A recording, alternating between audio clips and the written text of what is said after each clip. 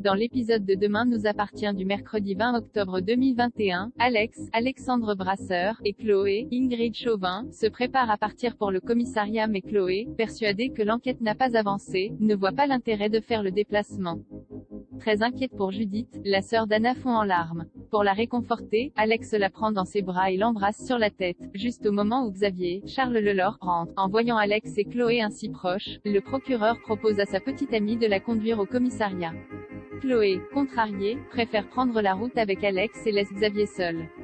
Chez les Lopez Diallo, Jaya, Nastasia Kruge, est en boucle sur Jordan, Maxime Lelu, avec qui elle doit faire un exposé sur la justice. Elle reproche à Irène, Thaïs Kirby, de l'y avoir obligé, mais Angie, Louise Marion, lui suggère d'en profiter pour l'éduquer sur le sujet des auteurs racisés. À contre-cœur, Jaya prend le chemin du lycée. Là-bas, Jordan et Jack, Dimitri Foot, se croisent aux toilettes.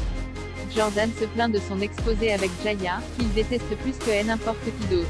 Agacé, Jack confronte son frère et lui demande qui il ne déteste pas parmi les minorités. Le discours de Jack fait bien rire Jordan, qui pense que son frère est intéressé par Jaya. Dans la journée, Jordan et Jaya se retrouvent pour travailler sur leur exposé. La conversation est houleuse, d'autant que Jordan s'autorise une blague déplacée pour irriter Jaya. Blessé, l'adolescente le traite de raciste, mais Jordan affirme qu'il n'a que faire de sa couleur de peau. Dans le même temps, Christelle, Ariane Séguillon, et Sylvain, Arnaud Henriette, rentrent après une escapade de plusieurs semaines.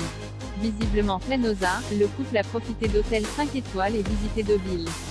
Sylvain se félicite d'avoir gardé le lingot d'or, qui leur permet aujourd'hui de mener une vie de rêve. À son retour, Charlie, Clémence Lassalas, s'étonne de découvrir Christelle et Sylvain en vêtements de luxe.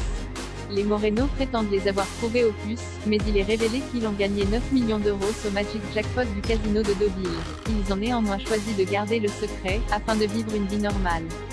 Plus tard, Christelle prend le chemin du travail. Elle arrive avec 2 heures de retard, ce qui n'est pas sans agacer Marianne, Luz Mouchel. Une fois à son poste, Christelle fait la rencontre d'un jeune sans-abri.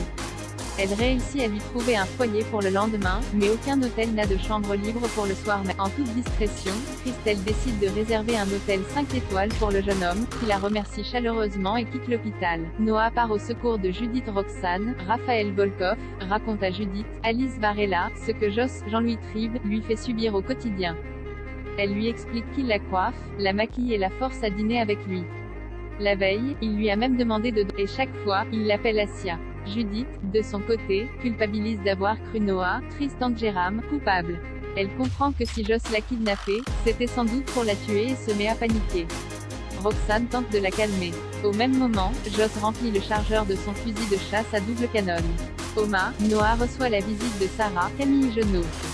Déterminée à retrouver Roxane, la jeune flic lui pose des questions basées sur la dernière vision de Victoire, Solène Hébert. Lorsque Sarah mentionne le prénom d'Asia, le jeune ostréiculteur prétend ne l'avoir jamais entendu. Il se précipite néanmoins à l'intérieur du mât, où il trouve une photo de son grand-père, Yvan, en compagnie d'une certaine Asia. Plus tard, Joss surgit face à Judith et la menace de son arme. En larmes, la fille d'Alex et Chloé l'implore de ne pas la tuer. Pour détourner l'attention du ravisseur, Roxane prétend avoir mal au ventre et l'envoie chercher des médicaments. Joss s'exécute et passe par le mât, où Noah, suspicieux, lui pose des questions. Le vieil homme se montre agressif, ce qui met la puce à l'oreille de son petit-fils. Pour porter secours à Judith, Noah grimpe dans le véhicule de son grand-père en catimini.